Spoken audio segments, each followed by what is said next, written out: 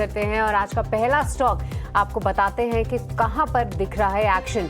सबसे पहले एमसीएक्स की बात करते हैं क्योंकि सेबी चीफ तुहिन कांता पांडे का बयान आया है कि अब एफपीआईज जो हैं वो non cash settled non agricultural commodities के डेरिवेटिव्स में ट्रेड करेंगे। ऐसा कंसिडरेशन या इस चीज पे विचार कर रही है सेबी। उनका ये कहना है कि कहीं ना कहीं बैंक्स ले लीजिए, पेंशन फंड्स ले लीजिए या फिर इंश्योरेंस फंड्स ले लीजिए, वो ऐसे खेमे हैं जहां पर बहुत ज़्यादा जो है आपके पास बड़ी मात्रा में आप देख सकते हैं कि फंड्स रहते हैं और इस फंड्स का जो यूज़ है वो मार्केट में ट्रेड करने के लिए इस्तेमाल कर सकती हैं ये सभी organisations. Non agriculture commodities derivatives, इनको नॉन कैश सेटल सेगमेंट में एफपीआई ट्रेड कर सकते हैं। इसके चलते ये पूरा सेगमेंट जो है वो बस कर रहा है और हम जैसा जानते हैं कि एमसीएक्स तो एक्सचेंज है, डेरिवेटिव कमोडिटीज ले लीजिए या नॉन एग्री कमोडिटीज ले लीजिए, सभी तो आपके एमसीएक्स पे ही ट्रेड होते हैं। तो उसके चलते स्टॉक में लगभग 4% का उछाल।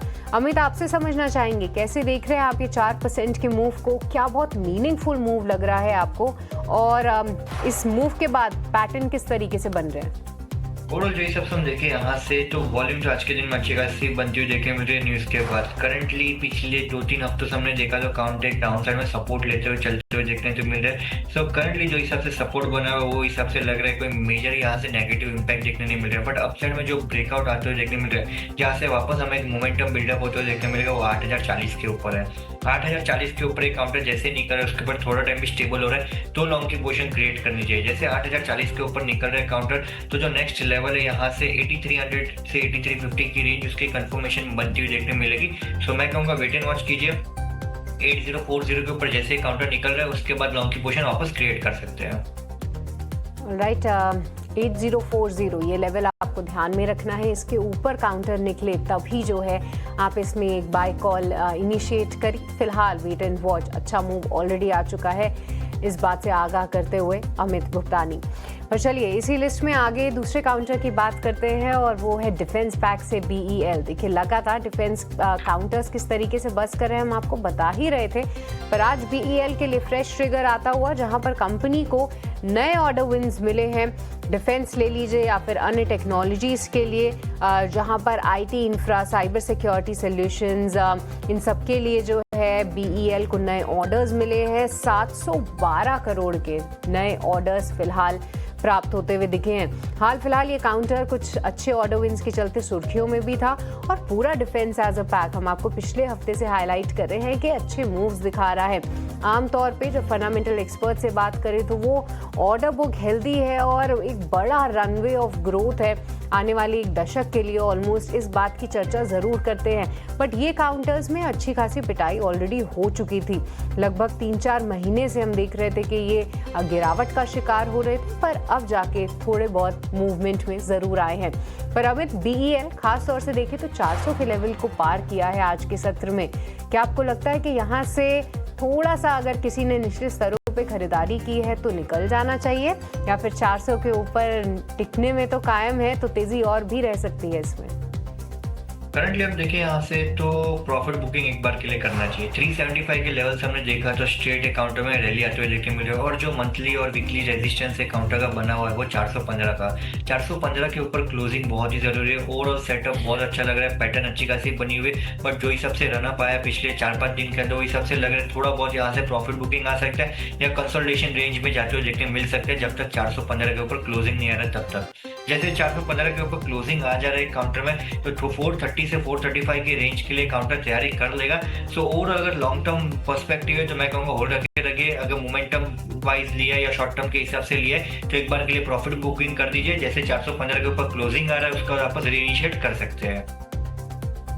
ऑलराइट, तो ये नज़रिया फिलहाल बीईएल पे आता हुआ, थोड़ी प्रॉफिट बुकिंग की सलाह फिलहाल इन लेवल्स पे आ रही है। पर अमित, कई सारे काउंटर्स पे हमने चर्चा की, पर आपसे भी समझना चाहेंगे कि आपकी आज की कॉल्स कहाँ पर हैं और किन स्टॉक्स को आप देख रहे हैं? आज का जो पहला रिकमेंडेशन रहेगा वो आईटी स्पेस से। ओवरऑल आईटी स्पेस में हमने देखा तो पिछले 2 दिन में एक अच्छा खासा मोमेंटम आते हुए देखने मिले, स्पेशली कल के सेकंड हाफ से हमने देखा तो एक अच्छा खासा मोमेंटम ओवरऑल आईटी स्पेस में आते हुए देखने मिल रहा है। और आज के सेशन में हमने देखा तो कैरी फॉरवर्ड बाइंग आते हुए देखने मिल रही है। साथ ही साथ हम देख रहे हैं तो यहाँ से जो हिसाब से पैटर्न बनी हुई है मेजरली आईटी स्टॉक्स की, हम देखें यहाँ से तो इनवर्स हेड एंड शोल्डर की पैटर्न बनती हुई देखने मिले, जिससे कंफर्मेशन मिल रहा है यहाँ से और आने वाले दिनों में बाइंग के लिए। सो जो पहला रिकमेंडेशन रहेगा आज के दिन में वो टीसीएस में भी हमने देखा तो यहाँ से डेली चार्ट में एक इनवर्स हेड एंड शोल्डर के पैटर्न के ब्रेकआउट आते हुए देखने मिल रही है।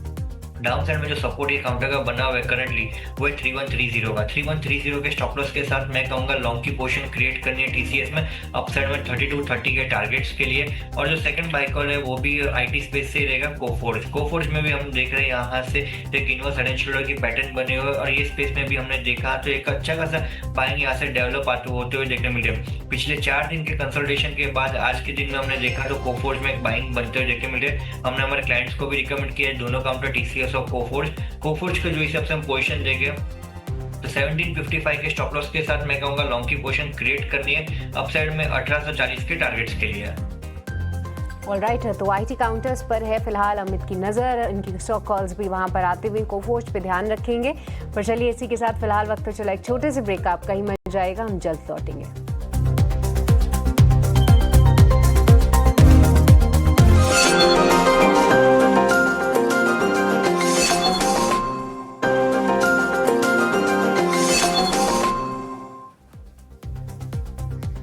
ब्रेक के बाद आपका स्वागत है स्टॉक्स फटाफट में, जहां हम तमाम काउंटर्स पर चर्चा कर रहे हैं। पर आगे बढ़े उससे पहले आपके सामने रख देते हैं आपके लिए ऑप्शन सेगमेंट में मुनाफे की रणनीति। रुक करेंगे हमारे अगले सेगमेंट मुनाफे के ऑप्शन का।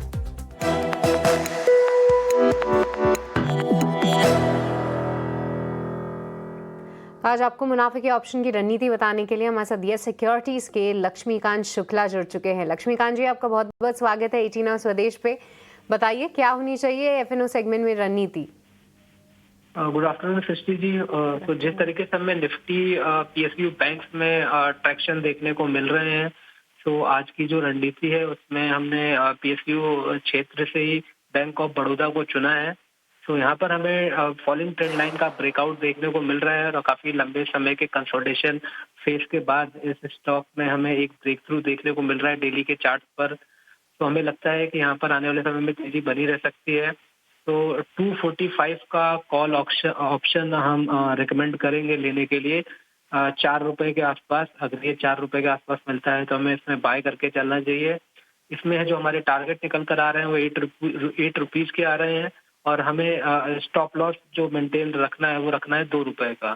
तो लॉट साइज को देखते हुए जो ओवरऑल जो मैक्सिमम रिस्क बनता हुआ दिखाई दे रहा है वो 5850 का है और अगर हमारे टारगेट अचीव होते हैं तो जो मैक्सिमम रिवॉर्ड निकल कर आ रहा है वो आ रहा है 11,700 रुपीज का। ऑलराइट, तो बैंक ऑफ बड़ौदा यहाँ पर कॉल ऑप्शन के जरिए जो है आप ट्रेड ले सकते हैं। आज हम देख ही रहे हैं क्या धुआंधार तेजी है सभी पीएसयू बैंकिंग स्पेस में। एसबीआई अब बन चुका है निफ्टी का सेकंड टॉप गेनर और बैंक ऑफ बड़ौदा ये दूसरा दिग्गज। यहाँ पर आप ऑप्शन के जरिए ट्रेड ले सकते हैं। इससे जुड़े स्टॉप लॉस और टारगेट भी आपकी स्क्रीन पे दिए गए हैं। बहुत बहुत शुक्रिया लक्ष्मीकांत जी। पर आपको ये भी बता दें 10 में से 9 लोगों को एफएनओ सेगमेंट में नुकसान ही होता है। ऑन एन एवरेज ये नुकसान लगभग 1 लाख रुपए का होता है। तो चलिए आगे बढ़ते हैं और ढेर सारे काउंटर्स अभी भी हमें डिस्कस करने हैं अमित से। और इसी श्रेणी में दूसरा काउंटर है ABFRL। देखिए रिटेल स्पेस में एक्शन है। जीएसटी कट के बाद ये भी उम्मीदें लगाई जा रही हैं कि शायद नवरात्रि से फिर से रिटेल सेगमेंट में एक्साइटमेंट आते हुए दिखे। पर ABFRL ने बहुत ही स्मार्ट मूव आज दिखाया है।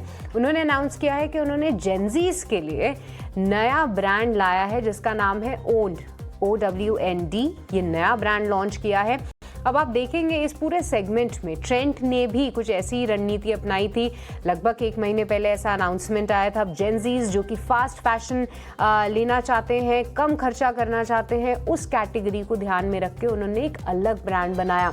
ABFRL की आप पोजीशनिंग देखेंगे तो अभी तक कहीं ना कहीं जितने भी लग्जरी ब्रांड्स थे उनको केटर ज़्यादा करता था। पर ABFRL अभी ये स्ट्रैटेजी अपनी चेंज करते हुए नजर आया है और ये सबसे ज़्यादा इंटरेस्टिंग है देखना।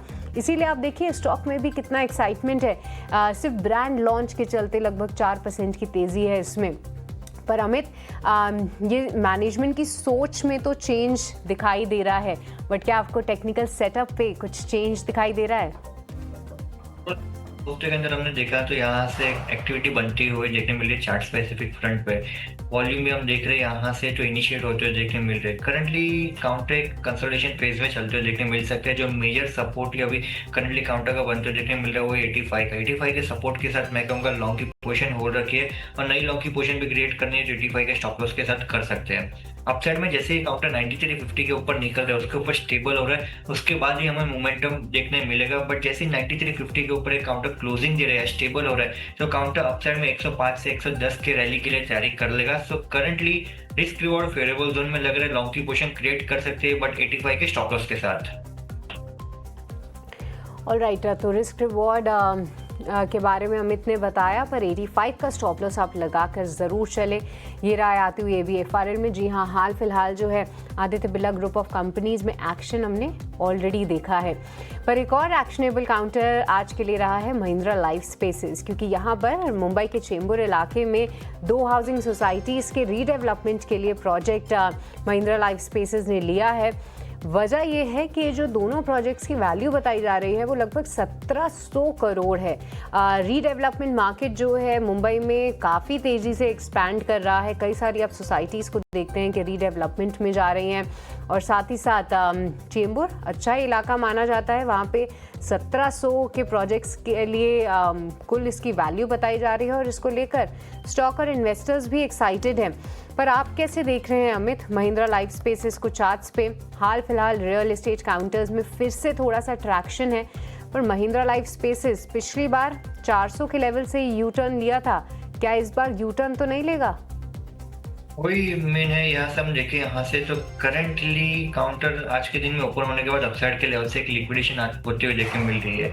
अभी जो हिसाब से हमने देखा तो जुलाई मंथ में भी हमने देखा था तो काउंटर ने 395 398 के आसपास गया था और वहाँ से एक सेलिंग देखने मिल रही है। और आज के दिन में भी हमने देखा तो सेम 393.4 के आसपास गया, उसके बाद से यहाँ से लिक्विडेशन होते देखने मिल रही है। सो करंटली काउंटर में एक डबल टॉप होते हुए देखने मिल रहा है, और ये डबल टॉप का क्लियरेंस बहुत ही जरूरी है फ्रेश बाइंग के लिए या मोमेंटम कैरी फॉरवर्ड होने के लिए। सो मैं कहूँगा जिनके पास लॉन्ग की पोजीशन है वो यहाँ से 360 के स्टॉप लॉस के साथ होल्ड कर सकते हैं अगर लॉन्ग टर्म पर्सपेक्टिव है तो। अगर शॉर्ट टर्म या मोमेंटम प्ले करना है तो 395 के ऊपर एक काउंटर क्लोजिंग देता है, उसके बाद ही लॉन्ग की पोजीशन क्रिएट करनी चाहिए। ऑलराइट, तो ये नज़रिया फिलहाल आता हुआ महिंद्रा लाइफ स्पेसेस पे, पर क्विकली जो है लूपिन को भी एड्रेस करते हैं, क्योंकि यहाँ पे 2 खबरें आई हैं। एक तो इनकी नागपुर फैसिलिटी को 6 ऑब्जर्वेशंस मिली हैं, साथ ही साथ अभी कुछ समय पहले US FDA से इनको एक दवा की भी मंजूरी मिली है। माइलोमा के ट्रीटमेंट के लिए ये दवा की मंजूरी मिली है, रीडेवलपमेंट से कम्पीट करेगी, और ये पूरा जो मार्केट साइज बताया जा रहा है वो 66,000 करोड़ का है। तो बड़ा साइज तो है मार्केट का, पर साथ ही साथ आप देख सकते हैं कि लूपिन नागपुर फैसिलिटीज़ को 6 ऑब्जर्वेशंस मिलना अच्छा नहीं है, तो स्टॉक थोड़ा सा स्थिर ज़रूर हो रहा है। पर एक बार अमित आपसे समझना चाहेंगे, आप कैसे देख रहे हैं इसको चार्ट्स पे, क्या नज़रिया रखते हैं यहाँ पे? ओवरऑल लुपिन में हम देखें यहाँ से तो सेटअप पॉजिटिव लग रहा है। डाउन साइड में जो हिसाब से हम देखें तो 2010 का सपोर्ट अच्छा खासा बना हुआ है, उस सपोर्ट के साथ लॉन्ग की पोजीशन होल्ड रख सकते हैं। अपसाइड में जैसे एक काउंटर 2045 के ऊपर निकल रहा है, उसके बाद वापस एक बाइंग हमें डेवलप होते हुए देखने मिलेगी, तो यहाँ से 2100 से 2140 के रेंज में जाते हुए देखने मिल सकते हैं। ऑलराइट, तो लूपिन ये फिलहाल आपके लिए राय पर। चलिए इसी के साथ इस शो को यहीं पे समाप्त करने का वक्त चला है। अमित, आपका बहुत बहुत शुक्रिया, आज आपने समय निकाला और ढेर सारे काउंटर्स पे हमें अपनी राय भी दी और अपनी स्टॉक रिकमेंडेशंस भी। पर चलिए हमें यहीं पे हम आपसे अलविदा लेंगे, पर आप कहीं मत जाइए, क्योंकि मार्केट से जुड़ा पूरा एक्शन ET Now स्वदेश पे ऐसे ही बरकरार रहेगा। और अगला शो है कॉर्पोरेट कनेक्शन, माफ कीजिएगा, अगला शो है क्लोजिंग कॉल्स, जिसको लेकर मार्केट से जुड़ा पूरा एक्शन बरकरार रहेगा।